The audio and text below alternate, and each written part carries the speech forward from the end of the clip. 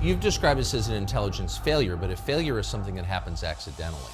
None of the intelligence that was coming up talking about the storming of the Capitol, killing members of Congress, or killing my police officers was ever discussed at the conference calls that I was on, at least. That doesn't seem to make sense at all. It doesn't make sense. I'm looking at my men and women having their asses handed to them, and my first thought was, fuck it, I will take whatever discipline there is. Once things got out of control, for 71 minutes, Pelosi refused to allow you to bring in the National Guard. Why don't we have answers? It doesn't seem like people really want to get to the bottom of it, and it gets worse from there.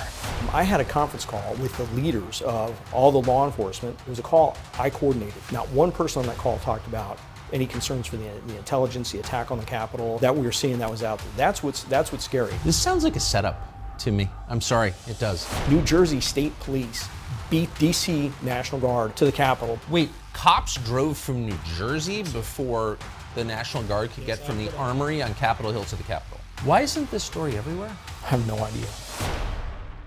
If you wanted to understand what happened on January 6, 2021 at the U.S. Capitol, one of the first people you'd talk to, maybe the first, would be Stephen Sund. Sund was the chief of Capitol Police that day. He knew more about what happened than virtually anyone else in the United States.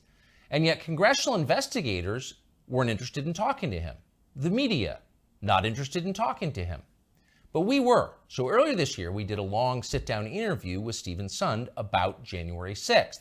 That interview was set to air on April 24th of this year, and it never did. We don't own that tape, so we can't show it to you. So instead, we invited Stephen Sund back to explain what he saw and experienced that day. What he has to say is shocking. We recommend you watch. Mr. Sund, thank you very much for coming back. Thank you for having me back. So I want to start with the days before January 6th, 2021. It was commonly known there was going to be a demonstration, or believed there was going to be a demonstration in front of the Capitol that day. You were the chief of Capitol Police. You're in charge of security at the Capitol. So it would seem logical that you would have the most intelligence, the most up-to-date, most accurate intelligence about what was likely to happen that day, because you're consulting with all kinds of other agencies, intel agencies, law enforcement agencies, lots of federal agencies. But it doesn't sound like you did have the most information about what was going to happen. You're absolutely correct. I mean, what we've learned that it was out there at the time versus what we had coming into it, night and day. And when you talk about the intelligence agency, I have my own intelligence agency up at Capitol Police, IICD, Interagency Intelligence Coordination Division. Yes. That coordinates with the other intelligence agencies.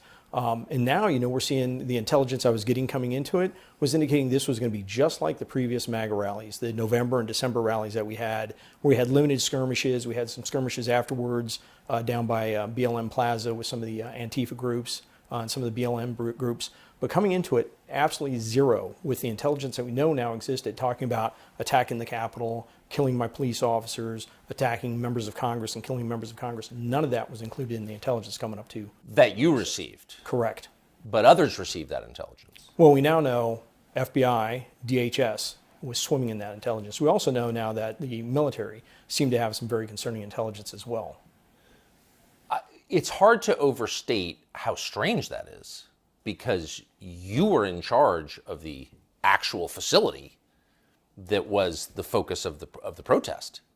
Well, think about it. I'm the chief of police at the United States Capitol, probably one of the most prominent and should be the most secure building in the United States, in the world. You'd like to think of that. But when you look at it, and don't take my word for it, look at, there's now at least four congressional reports talking about the intelligence failure, IG reports, GAO reports talking about various intelligence failures. But coming into it, think about it. FBI, the Washington Field Office didn't put out a single document, a single official document specific to January 6th. DHS didn't put out a single official document specific to January 6th. That's very unusual. I've been through many other events in Washington, D.C. FBI would host a joint conference call at the least, maybe a executive JTTF, Joint Terrorism Task Force briefing, and for all these big events, DHS and FBI would get together and put out something that was called a JIB, a Joint Intelligence Bulletin. Zero for January 6th. So you've described this as an intelligence failure, but a failure is something that happens accidentally. And I don't see how this could be accidental. So walk us through the contact that you had with DHS and FBI in the days before January 6th. So my contacts with those agencies or the other law enforcement agencies would have always been through my IICD. Yes. They were the ones that was the conduit. We're a consumer of intelligence. We had turned to the intelligence community to get the latest intelligence. I know Metropolitan was hosting a conference call every couple of Mondays, and I was on a couple of those conference calls. None of the intelligence that was coming up talking about the storming of the Capitol, killing members of Congress, or killing my police officers was ever discussed in those the conference calls that I was on, at least. And think of this. And so you never heard that? Never heard it. And But how could you not have? I don't work in a federal bureaucracy, but that doesn't seem to make sense at all. it doesn't make sense. Think about this. On January 5th, the day before the attack, at 1 p.m., I think it's 1 or noon, I had a conference call with the leaders of all the law enforcement, Conti from Metropolitan Police Department, Steve D'Antuono, the director of the Washington Field Office for the FBI. Nobody from DHS was on. I hadn't thought about that, but all the law enforcement that was down there. I had the Military District of Washington, General Omar Jones, on the phone with me. I had the head of the National Guard, General William Walker, on the call. It was a call I coordinated. Not one person on that call talked about any concerns for the intelligence, the attack on the Capitol, the threats to officers that we were seeing that was out there. That's what's scary. But to be clear, do we now know for a fact that the people on that call knew about those threats and didn't mention them to you? So this is what we know for a fact, and I'll tell you, I'm not the only chief that was in the dark. You look at Robert Conti, head of the largest police department in Washington, D.C. He also said the same thing. He wasn't getting the same notifications like the Norfolk memo that came out the day before. He didn't get it. So Steve D'Antuono, who's the Washington Field Office FBI director, you look at the GAO report that came out February of this year. It talks about multiple emails. It's a GAO report, or it's a Senate report that just came out in July, just last month. Talks about multiple emails going to Steve D'Antuono on Sunday, Monday, and some probably Tuesday, just the days before, talking about the violence that they're predicting coming up to the Capitol. And I have a video call with him on that Tuesday, and nothing said about it. I mean, he didn't mention it. Not a word, not a word. So, not to repeat myself, but that just does not make sense. It doesn't. It doesn't, especially when you think about this, the military, the United States military. And this gets really convoluted once you get into the response on January 6th and how I was delayed getting resources. You have the United States military, Secretary of Defense, or Acting Secretary of Defense Miller, and General Milley had both discussed locking down the city of Washington, D.C. because they were so worried about violence at the Capitol on January 6th. On Sunday and Monday, they had been discussing locking down the city, revoking permits on Capitol Hill because of the concern for violence. You know who issues the permits on Capitol Hills for demonstrations? I do. You know who wasn't told? Me. Instead, on January 4th, what does Miller do? He puts out a memo restricting the National Guard from carrying the various weapons, any civil disobedience equipment that would be utilized for the very demonstrations or violence that he sees coming. It just doesn't make any sense. Wait. So the military says we're so concerned about potential imminent violence that we are considering shutting down the city. But at the very same time, they decide that the National Guard can't adopt an aggressive posture to protect the city. They're deploying because they're going to be deploying National Guard to assist Washington, D.C. with crowd control at metros and some of the traffic control areas. But they put this out on January 4th, specific to January 5th and 6th. And this direction affected the National Guard in Virginia and Maryland. When I was calling, begging for assistance on January 6th, they weren't allowed to respond at first. You look at Governor Hogan. He did a press conference saying he was begging to respond, and he was being denied by the Pentagon, all because of the memo. So why? You know, you begin to wonder why, and especially when you look at things like something that I recently came across when you talk about the military. General Milley, we're now finding out, and it's not from me. This is from Carol Lenig, investigative reporter with the Washington Post, has found that he was using data miner on his own, coming across intelligence. Tell us what data miner is. So data miner is an intelligence platform. It's not something your average citizen would have on their computer. I guess it goes in and does crawling across webs. I'm not really sure how it works. Yes. But it's not it's an intelligence platform. He's picking up intelligence talking about killing members of Congress and attacking the United States Capitol. And he's not telling me. He's telling select members of Congress. I mean, Carol Lenig writes about it in her book. That's concerning as hell, because as the chief of police, there's a duty to warn there, and I should be told so I can take the necessary action. I don't know who else he was telling, but he sure wasn't telling me. again, what could possibly be the explanation for that? I'm not really sure. People. But you've done this for over 30 years. You're very familiar. You've been in law enforcement in D.C. specifically for over 30 years. So you know how the city runs. You know how the federal agencies respond to protests. This is not the first violent protest. Not at all. There have been many. I've done many national special security events, and this was handled differently.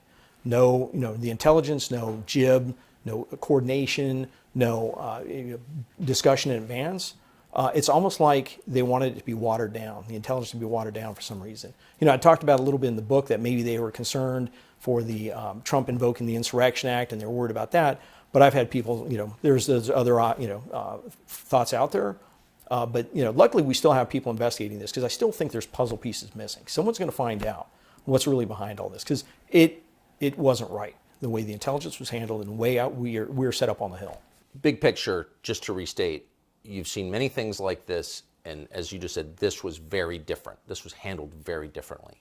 By whom? By the intelligence. I'd say one, by the intelligence agency, two, by the military. So the reason why I say the military, think of this. By federal law, Congress passed a law that requires me to go to the Sergeant Arms Capitol Police Board in advance of an event and to request federal resources such as the National Guard. So Congress passed a law. It's 2 U.S. Code 1970. Look it up. Just make sure you look it up before December 22 when they changed it. So what was in effect on the 6th, that requires me to go and get approval for bringing in National Guard or federal assistance in advance. I have to go to the Capitol Police Board and get approval from congressional leadership in advance, like I did on January 3rd. I'm denied twice because of optics and because the intelligence didn't support it. So think about that. Let me ask you the question, who made that decision? Who denied you? I was denied by Paul Irving, House Sergeant Arms, and also Mike Stenger, Senate Sergeant Arms. And who do they on work, January 3rd. Who do they work for? It would have been working for Pelosi on the House side. That Pelosi was the number one boss, and then McConnell on the Senate side. Ah. So effectively, Mitch McConnell and Nancy Pelosi shut down your request. My request was shut down, one, because of optics, which is interesting. You're going to hear that term come up a couple more times. Optics, or the look of the National Guard on the Hill. But yeah, in the Capitol Police Board, I mean, it's unbelievable that I'm the only chief of police in the United States that has a law preventing me, not just regulations, rules that say I got to go and get approval to bring in the National Guard, a law. So that's crazy that Congress is going to pass a law that controls what I can do to protect the Capitol, and even in emergency. So think of this. Even while we're under attack, I have to go to those same two people to request the National Guard to be brought in. I have 340 National Guard that have been activated. At least 150 to 180 of those are in the city, many of them within eyesight of the Capitol, okay? We get to come under attack at 12:53. 12:55, I called the Washington, D.C. Police Department. I talked to their Assistant Chief, Jeff Carroll. Thank God I had talked to him at 10:59 in the morning and asked him if he could possibly put some additional resource on Constitution Avenue. And he had some CDU platoons up there. Called him, said, hey, please send those in right away, because we knew as soon as they came up to their west front, they started attacking, it was going to be bad. 12:58, I make my first call to the Sergeant Arms, asking, saying, hey, it's bad, we need assistance, I need a declaration of emergency, I need to bring in the military immediately and federal resources. I'm told by Paul Irving, quote, I'm going to run it up the chain, I'll get back to you. The chain is Pelosi. The chain his chain would be up to Nancy Pelosi. He didn't have to do that, but he wouldn't give me authorization. The law says in emergency he can grant me authorization, but he didn't. He said he'd run up the chain. My next call was over to Mike Stenger. He's now the chairman of the Capitol Police Board. Told him the same thing. We're getting our asses handed to us on the west front. I need federal resources. He said, what did Paul tell you? I said, he's run up the chain. He goes, let's wait to hear what we hear from Paul. Sorry.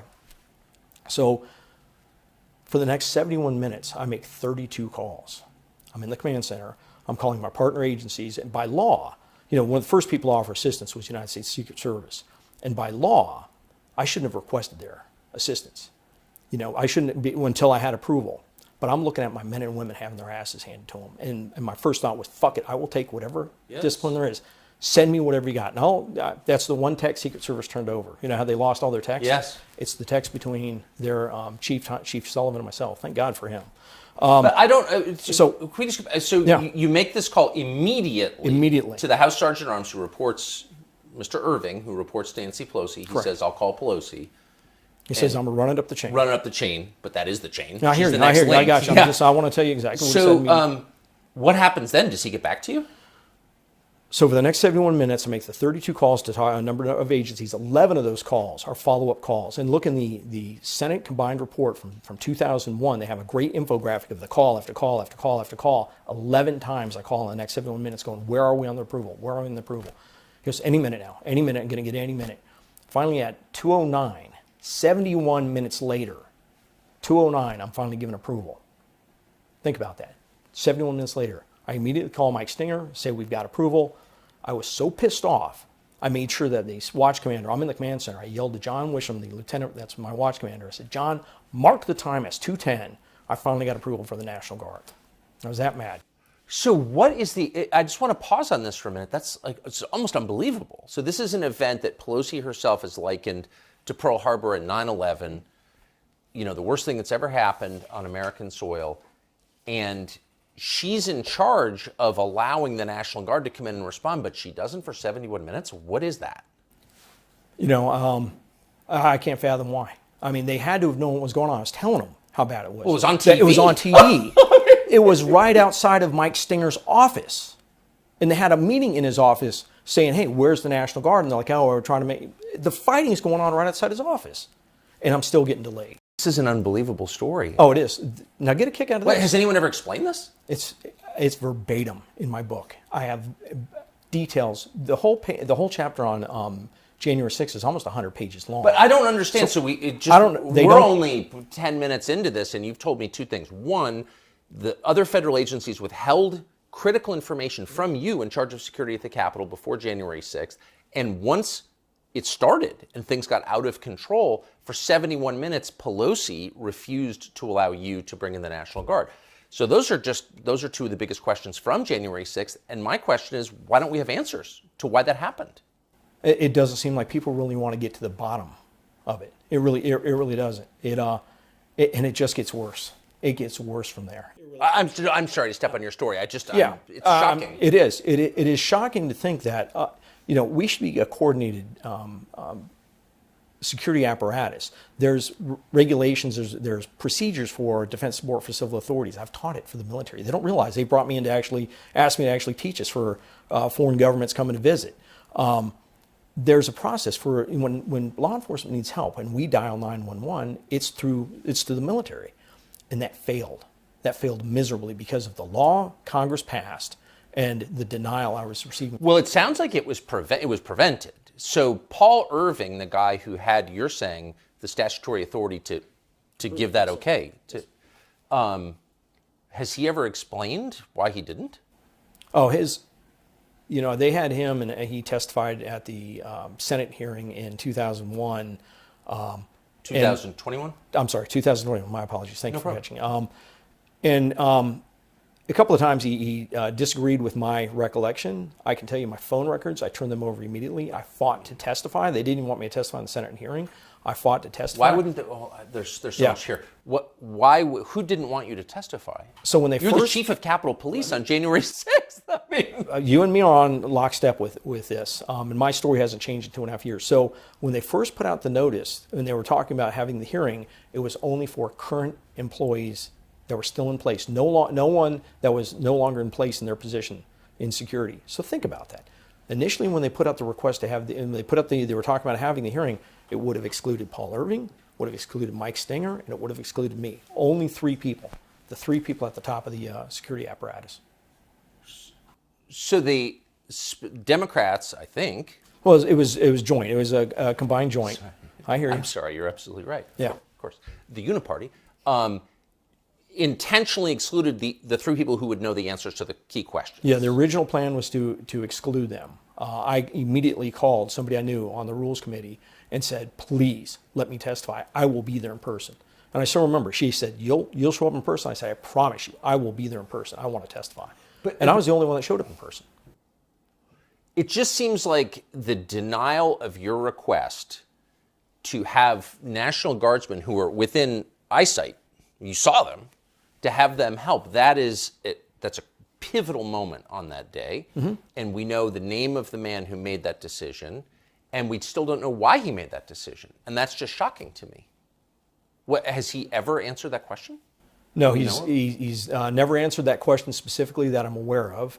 And I do know when they were talking about the J6 committee coming out, I think it was Representative Benny Thompson that had said Speaker Pelosi is off limits. So they wouldn't get any of her records or phone records. What do you mean she's off limits? I believe that was one of the things he said, that her coming into this was she was off limits to the inquiries of the January 6th. Well, she was running the House that day. I hear you. If we're truly trying to get to the bottom of this, trying to find out what happened. Other than that, Mrs. Lincoln, I mean, that's insane. You would be getting everyone's records. I've been forthright. All my phone records have been turned over. And like I said, there's a description of all the numerous calls I made requesting approval. Think about it. In that 71 minutes, I called in 17 police agencies, 1,700 officers to help us get the Capitol back. And it also made those 11 calls trying to find out where. You are as precise as an airline pilot in your recollection of things. So yes, I think everything you have said is provable. Mm-hmm. I mean, these are not. The book's all based on fact. You can go through it. I reference all the facts I have, footnote.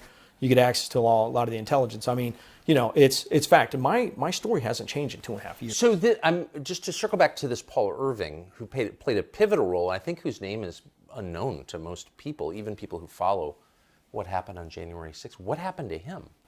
No idea. He disappeared shortly thereafter. Haven't heard much from him. Had a couple of conversations with Mike Stinger before he passed away, but nothing from Mr. Irving. So he was House Sergeant at Arms, and then when did he leave after January 6th? So it's interesting. So he officially left the 7th, but his signature is on a document making my assistant chief of intelligence the chief of police on the 8th. It's kind of weird the way it worked, but so I guess he was out the 7th or the 8th. Was he close to Pelosi? Oh yes. Was he? Oh yeah. He was a very loyal. It's interesting. He was able to go between Republican and Democrat pretty well. He knew how to Not a play huge the political game on some level. But he was extremely loyal to Nancy Pelosi. And it's unclear what happened to him after he left. No idea. The Capitol. Yeah. Has he done, to your knowledge, we haven't found any, but interviews about not that I'm aware of. No. Was he called to testify before the January 6th committee? Do you know? I believe he was. I believe there may be. I'm just drawing a blank right now. Written testimony of his. I know he was one of the two that showed up in 2021 for the Senate hearing. He was on video. So was Mike Stinger. And they were asking him about his recollection of when I called him, and he was like, I don't recall that. Now I had my first timing wrong when I went and asked for the initial National Guard. I originally thought it was January 4th, which was Monday. It was January 3rd when he denied me the first time. Even though he apparently, or certainly federal agencies, had intel suggesting this was going to be a bigger than normal protest and could be violent. Absolutely. Now, when you look back and you see some of the intel that was out there, and I reference a lot of it in the book, there's intel talking about going up and killing the palace guards. Those are my officers. There's intel talking about using chemicals at some of the entry points. There's intel indicating that they've done surveillance on some of the entry points at the Capitol. None of that's been included. They talk about burning down the Supreme Court. They talk about different attacks on different members of Congress. And they talk about storming the building. Not a single word of that is included in any of the intelligence assessments. And a matter of fact, my intelligence unit is putting out documents on the 4th, 5th, and 6th indicating a low probability of civil disobedience. What? Yeah. So, I mean, if you were, and I'm not, but if you were conspiracy minded, you might think that certain agencies concluded there was likely to be chaos at the Capitol, and that served their political purposes, and so they let it happen, and they prevented you from stopping it. When you tie that into a number of other things that happen, and if you haven't been, I'd love to take you through some of the military stuff really quick. And I hope you will at length. And can I just ask, I think most people don't understand that the U.S. military would have a role in a domestic political protest. Why would the U.S. military, which we pay to fight wars abroad, be involved in a protest in the United States? So the way it would work is, like I said, through a program. A lot of times the military will come out, they'll do support for civil authorities, whether it's COVID response. They did it during the avian flu, but they'll also do it during civil disobedience. We've used them I've activated and sworn in hundreds, if not thousands, of National Guard troops for IMF World Bank, for inauguration. So we'll have them to help line the parade route. just to help us fortify the perimeter. Sometimes they'll have what their QRF, quick response force, in reserve in case we need additional civil disturbance support. So that's how they'll kind of support law enforcement. So 340 were activated for traffic control and management of crowds around like metro stations, so they weren't backed up and stuff like that. Not for specific civil disobedience. So we knew we had National Guard in there. And the Defense Support for Civil Authorities program is, if we become overwhelmed, our backstop for law enforcement, and I used up all my resources, and I was overwhelmed, would have been the military, specifically the National Guard. So 209, I get approval to bring in the National Guard. Probably 210, 211. My first call, well, I've already called General Walker. Called General Walker at 1:51. I was like, I can't wait any freaking longer. I call him, I said, send me the National Guard as quick as you can. I'm going to get approval any minute, because he asked, do you have approval from the Capitol Police Board? And I said, I'll have approval any minute. Please just get them coming this way. So they're within eyesight. Shortly after 209, I talk to them. 2:34, I get a notification to get on the call with the United States Pentagon. I have to sell my request for the National Guard. I'm on the call with a Lieutenant General Piat, trying to make sure I have his name pronounced right, and a General Flynn is on the call. And it's mainly Piat that I'm speaking with. I get on the call, Mayor Bowes is on the call, Chief Conti's on the call, and I said, I need the National Guard immediately. This is an urgent situation. I still remember saying urgent twice. This is urgent. And they got to be looking at the same TVs I'm looking at. I need the National Guard immediately. You know what his response is? Don't like the optics of the National Guard on Capitol Hill. He goes, I would rather have your officers in the fight and we can backfill your officers somewhere else. I said, I don't have that option. All my officers are in the fight. He goes, I'm telling you, I don't like the option of the National Guard. I don't like the optics of the National Guard on the Hill. I said, sir, we're having our asses handed to us. This is life or death. I need assistance immediately. And I still remember, he said, my recommendation is not to support the request. And I still remember Robert Conti going, whoa, hold on. You're denying the chief of the Capitol Police? And he comes back and says, not that we're denying him. I just don't like the optics of the National Guard on Capitol Hill. And he goes, and he goes back to that again, I'd rather backfill your people. I said, sir, I don't have that option. This sounds like a setup to me. I'm sorry, it does. It gets better. So I beg, and he goes, well, I'm going to walk down the hall and we'll talk to the Secretary of Defense or whoever he's going to talk to. Right then I get notification. So I'm still on the call. We have the shooting of Ashley Babbitt. And I said, we have shots fired. I still remember yelling over the phone. We have shots fired on the U.S. Capitol. Is that urgent enough for you now? Hang up the phone, because now I got to start making my notifications. I got to call the Sergeant Arms saying, hey, we got what looks like maybe a confirmed shooting. Do you know when the National Guard finally arrived? 6 p.m. 6 p.m. they're sworn in on post. Do you know those National Guard, the 150 to 180 that are within eyesight of the Capitol? You know what they do with them? They put them in vehicles, drive them around the Capitol back to the D.C. Armory. You know where the D.C. Armory is. It's far away, yeah. Washington, Yes. White House is on one side, United States Capitol, D.C. Armory almost equidistant on the other RFK side. Stadium. Yeah, over by RFK Stadium. They drive them back then, and they send me in the evening troops. Not really. Can you frickin' believe it? No, that's real. That's real. And you know what else they do? While I'm begging for assistance, the Pentagon's sending resources to generals' houses to protect their homes, but not me. So you begin to think, it seems a little conspiratorial. I can see where I'm not a conspiracy theorist, but I can see where people begin to go down that rabbit hole real quick. That rabbit hole? I mean, I don't know what the other conclusion is. Because, look, under pressure, people make mistakes and make bad decisions. But you're describing a systematic denial of intelligence and then of support, defense, through a whole bunch of different agencies, a whole bunch of different people, all reaching the same baffling conclusion that we're not going to protect the Capitol. Right. Multiple agencies with people with extensive experience, and you're getting this type of response. And when you look at the level of intelligence, it's baffling that nobody put anything out ahead of time. Maybe it's not baffling. I mean, remember, this was the end of the Trump administration. A month, almost 2 months into a contested election. This is a politically charged moment with ramifications that we're now living through. But there's a lot at stake here. This is not just your average protest, correct? Correct.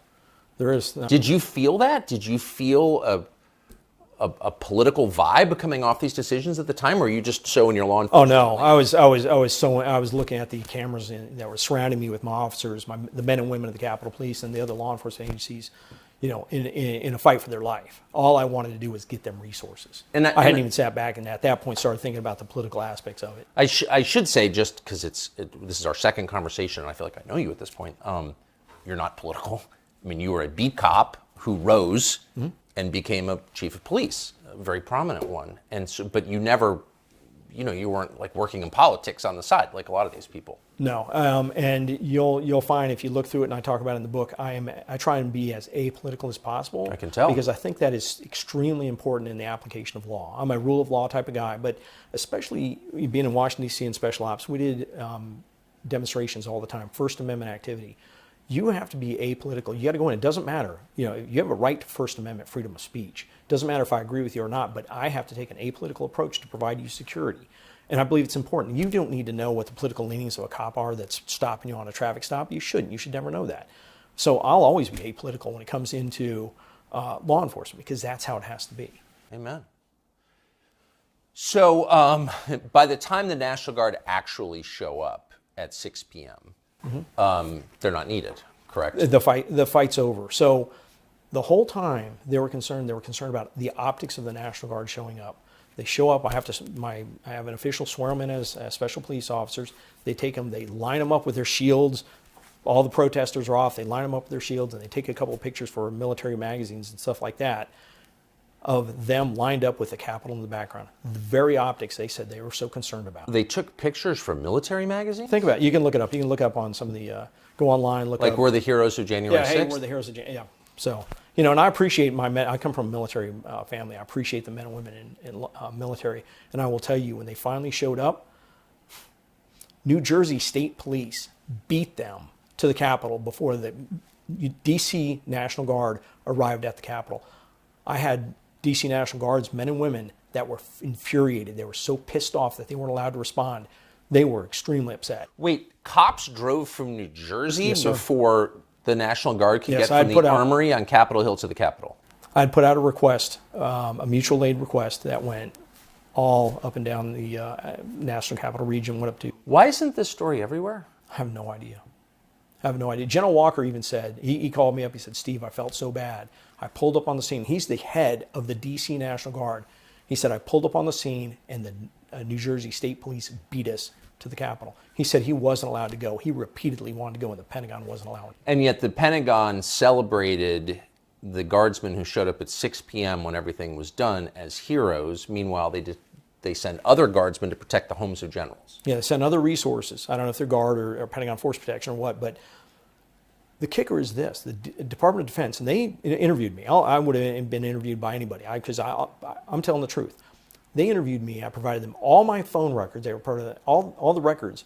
They put out a report saying the actions of the United States military was appropriate considering the circumstances. Was appropriate? It's online. Yeah, go look up the details. No one apologized. No one apologized. They said no one was fired. Their actions were appropriate. They had an emergency response authority under DISCA to respond immediately, and they didn't. Do you think that the Pentagon was gathering intelligence before and during January 6th? Well, when you look at the fact that, Milley and Miller, specifically Milley was talking about locking down the city, he had to have some pretty damn concerning intelligence. That's a pretty big stretch for the government, for the military to talk about locking down the capital city and revoking First Amendment permit. In a democracy, that would be a big stretch. I mean, that's a big stretch. It's close to a coup, actually, at that point. And then when you hear, about some of the stuff he was getting online and he was only talking to members of Congress, it raised a lot of concerns. Does the Pentagon, does Defense Intelligence Agency have undercover intel operatives that you're aware of? I have no idea. And I think it is important, since you bring up the intelligence, it's important for people to realize, again, as the United States Capitol Police, we're not part of the intelligence community, the technical IC.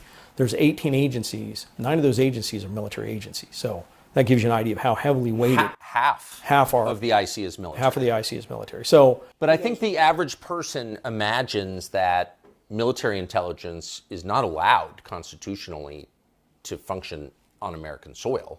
Yeah, you'd think. I don't know because we're not ruled by a specifically. junta. Yeah, I mean, I don't know the specifics, but you'd think But that it in would your be. career, have you seen evidence that the half of the IC, half of those 18 intel agencies, the military ones, are working in the United States? I've never received, in my times of doing special events, demonstrations, intel briefings, I've never received intel from the military. So it's always been, the DHS, FBI. It's always been those folks. Never anyone said, "Hey, we got this from military intelligence." So, in the aftermath of January 6th, there's been a huge debate over to what extent, there were federal agents or people who are working in some way for federal agencies in the crowd. And the initial explanation was, well, none, and you're insane if you think that. You're Alex Jones, you're crazy. And then over the last couple of years, we've seen people in authority confirm, actually, yeah, there were a lot in the crowd that day. I mean, that's now a fact. Did you know that going in? No. No. So just for perspective, since you've been to a lot of these events, there's a huge a planned demonstration in Washington, D.C. Will there always be assets, agents, people working for federal agencies in the crowd in civilian clothes? There always could be, and for like inaugurations, there would usually be some combined teams out there. One for communications, but just for situational awareness. So it wouldn't be surprising. 4th of July, different things like that, where you have threat pictures or concerning threat pictures. And what does that look like? Does that mean FBI agents dressed in Dockers and tennis shoes trying to? Well, it'd just be plain clothes. Plain clothes to blend in. So that wouldn't be unusual, and it'd be just standard police work. That'd be good police work.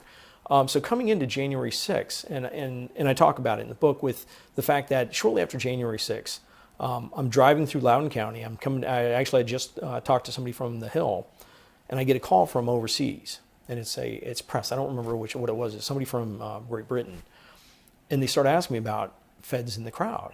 And I was like, no, I would have been told. I said, no, we're getting word that there was feds in the crowd. And I said, no, I would have been told. I've got lots of friends with the Bureau. They all have my cell phone number. They would have told me.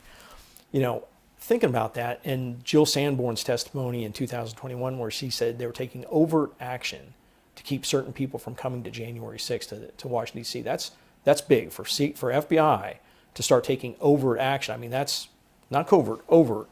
That's a big deal. Fast forward to February of this year, 2023, in the GAO report that says on January 3rd, the FBI was tracking 4 domestic terrorists that were talking about coming to Washington, D.C. The Washington Field Office, their AOR, Area of Responsibility. By January 6th, they were tracking 18 or 19, it's in the GAO report, domestic terrorists. So think about that. They have 18 or 19 domestic terrorists coming to this event. So of course they're going to have resources on them. And they're not, you're not going to be just putting one agent. You're going to have multiples. So it'd be multiple with that. And I don't know how many they actually had coming here. So that would be regular standard police work. So I wouldn't be surprised by that, but not to share that in the intelligence, that's concerning. So, I mean, it seems like common sense suggests anyway that you would have to tell the chief of Capitol Police that, hey, we've got our guys in the crowd. Like, just because, I mean, you would want to know the difference, correct? You would absolutely want to know the difference. And, deconfliction, you want to have things right. like that. A lot of the folks will already know there's a lot of standard procedures for ways you deconflict, so you don't have blue on blue type of situations. You'll have that. I will say this, and just really quick. So that would just to, because you have perspective, that would be the conventional way the by the book way to do it. FBI would call you and say, hey, we're worried about people in the crowd, and we've got our guys there too. Here's who they are. Yeah, so just to deconflict operations, they wouldn't necessarily call me. They might call my deputy chief that's in charge of my intel and their sure, but they would people. Call Capitol Police. You would coordinate. You coordinate with DC Police. You'd coordinate with Park Police. You'd coordinate with Secret Service, just so everyone kind of knew what was going on. And really quickly, I do want to say this. Nowhere do I want to imply or indicate that I feel that agents instigated this or in any way like that. I'm never saying that. I haven't said that. And a lot of these agencies came to my defense on January 6th, FBI, yes. Secret Service, stuff like that. So we just want to make sure that's clear. But there would have been some coordination. And when you look at it and you think with the intelligence coming in, if you think there's 19 domestic terrorists coming to Washington, D.C., somehow that would have been included in some type of report. And when you look at the FBI's procedures, policies and procedures, and again, go online, Attorney General's guidance for domestic operations of the FBI specifically says the FBI is to do an assessment which includes intelligence assessments of events that they're identifying as being the target of possible threats and possible violence. I think that would have been the United States Capitol on January 6th. Look through that document. I outlined it in the book and see all the repeated failure after failure after failure of their own procedures to start identifying intelligence and making the proper notifications. So, but it does raise, and I don't have the answer to this question, and I hope I don't ever pretend that I do, but it does raise questions about the behavior of some of the people in the crowd who were instigating others to break the law, and who weren't arrested. And, given our facial recognition software capabilities, hard to believe they can't be found. And I would specifically cite a man called Ray Epps, who's now a hero on the left and funded by the Democratic Party, et cetera. But take the politics out of it.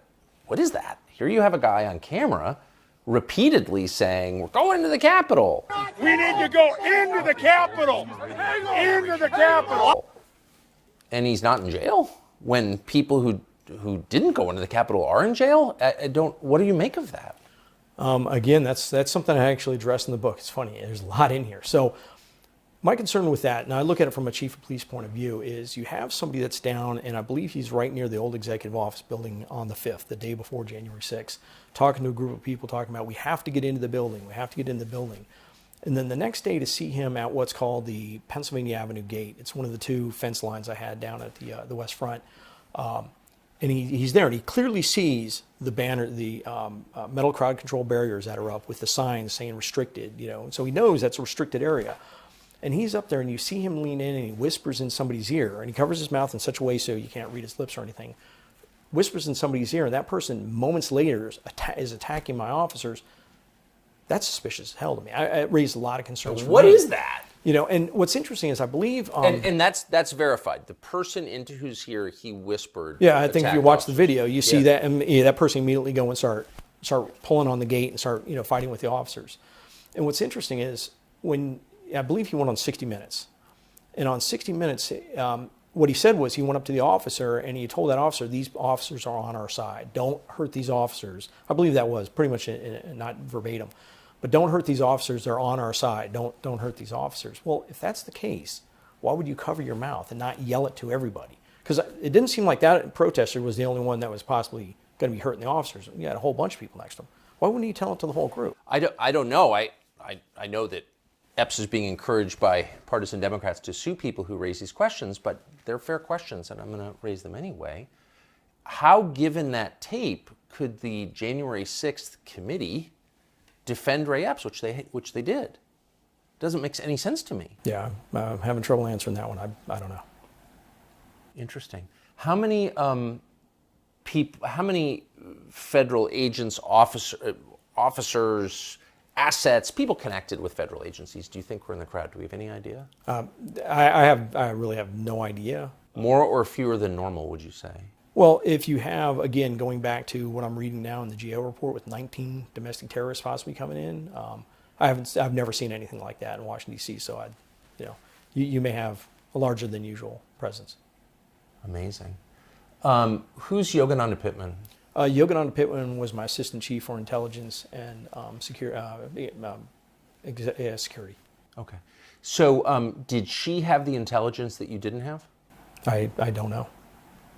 What do you mean you don't know? I don't know. You don't know what you don't know. I don't know. Good point. I don't know what she had and what she didn't have, but I do know that when you look at it, and we immediately knew. I mean, anybody immediately knew. One of the first things you start thinking about is this an intelligence failure? So think about it. We go through January 6th. I was begging for the National Guard, refused before, refused during it. We get the Capitol under control. I get them to where they can go back into session.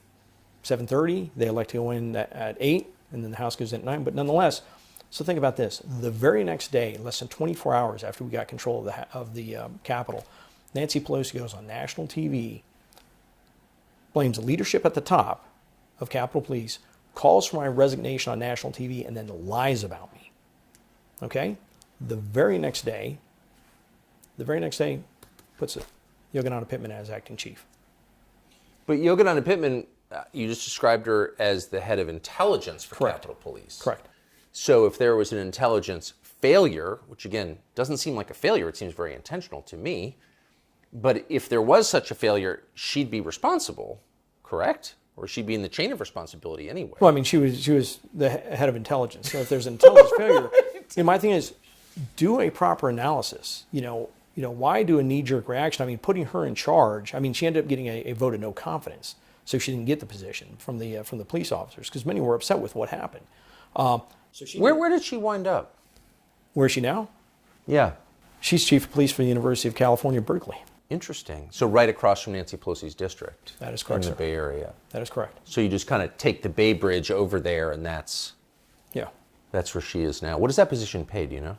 I think it pays pretty well. There was, pays extraordinarily well. I'm sure it pays. I'm sure it pays pretty good. It's interesting. There was a hearing just recently that was on TV. You can look at it, where the chief of police, Tom Manger, was asked about her position. It turns out that she was given some type of a secret leave so she could start her job on February 1st as the chief of police and not retire from the Capitol Police for months later.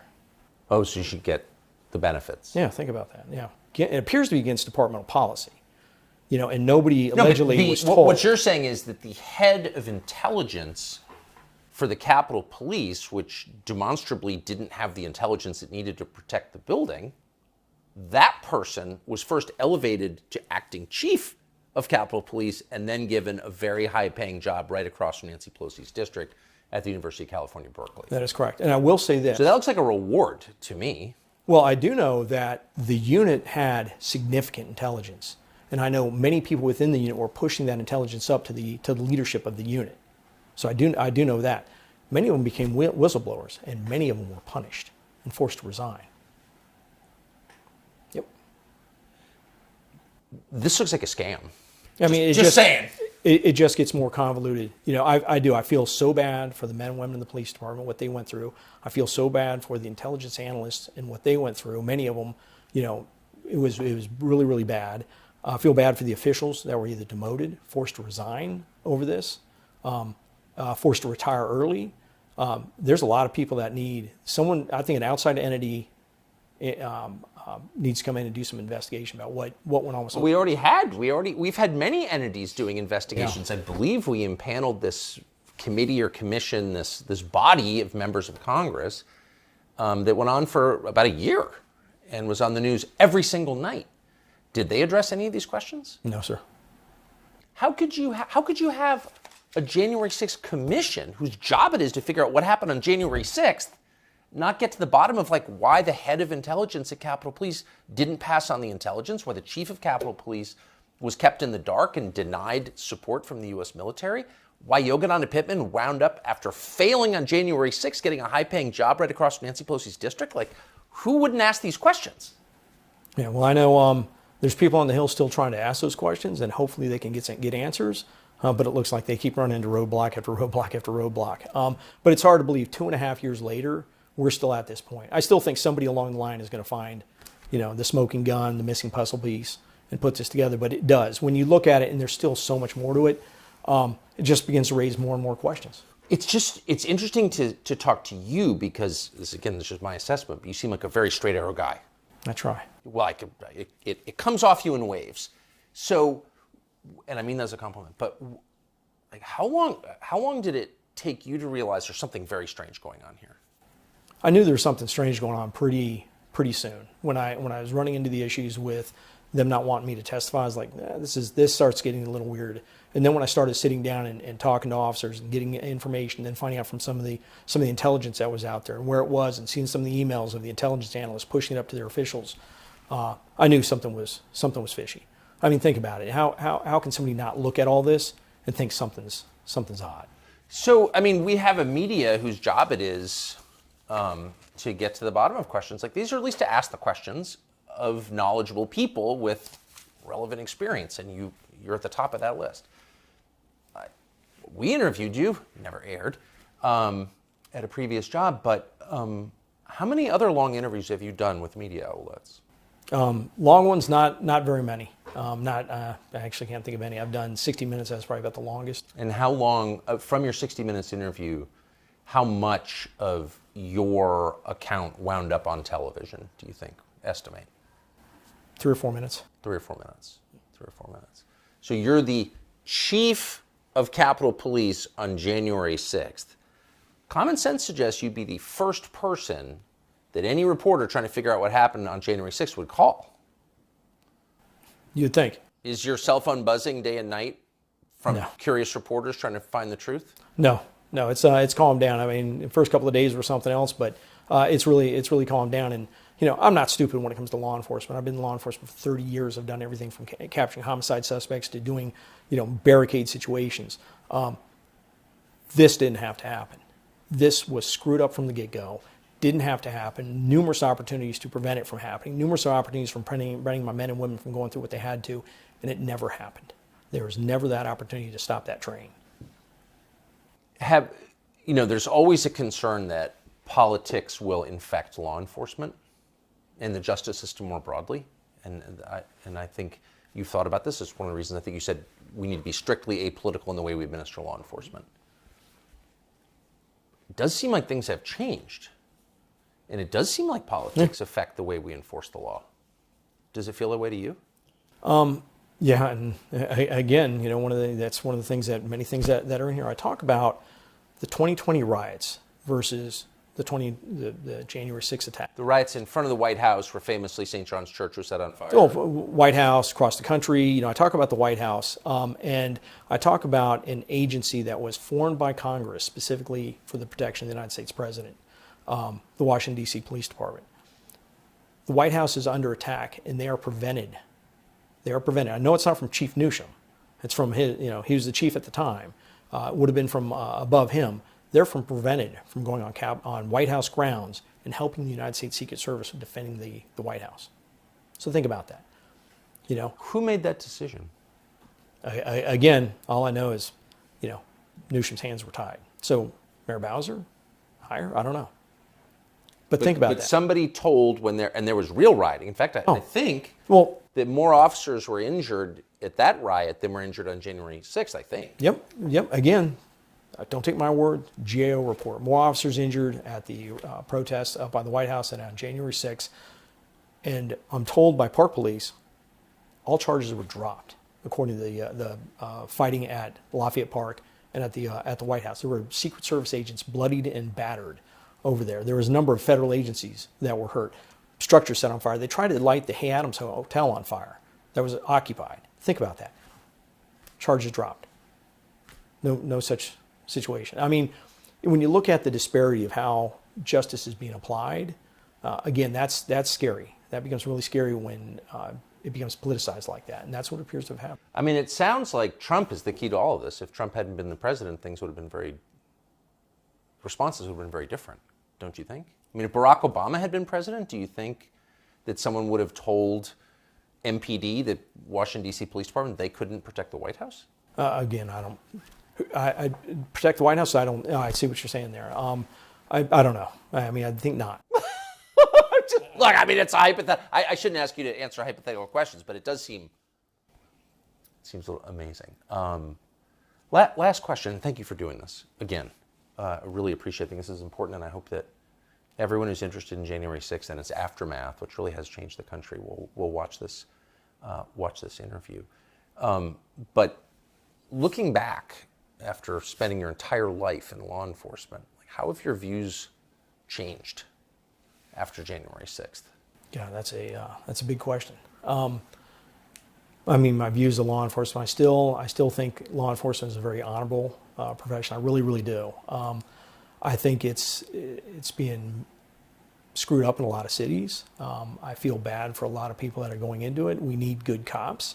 But right now their hands are being tied. When you look at what law enforcement's going on, I mean, I was just talking with somebody who, one of their officers in Washington, D.C. arrested somebody, went to a scene of a robbery, recovered a weapon, recovered somebody else's wallet in possession with the suspect, made the arrest, papered a gun, went in the person's pocket, and during the search found a loaded handgun, went down to papers, no paper.